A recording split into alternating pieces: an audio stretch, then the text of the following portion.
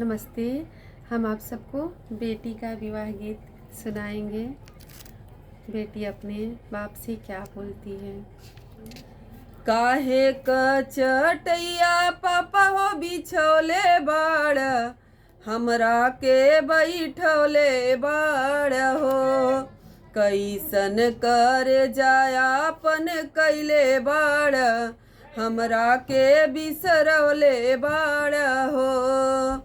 काहे क चटैया पापा हो बिछौले बाड़, हमरा के बैठौले बाड़ हो।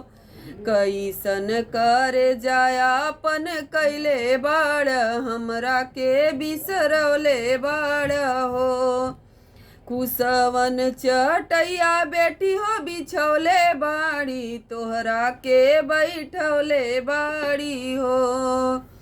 कठिन कर जा बेटी हो कैले बाड़ी, तोहरा के बिसरौले बाड़ी हो। काहे क चटैया चाचा हो बिछौले बाड़, हमरा के बैठौले बाड़ हो।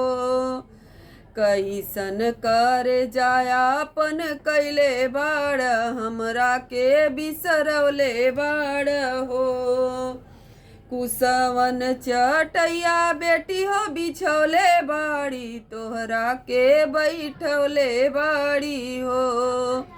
कठिन कर जा बेटी हो कैले बाड़ी, तोहरा के बिसरौले बाड़ी हो।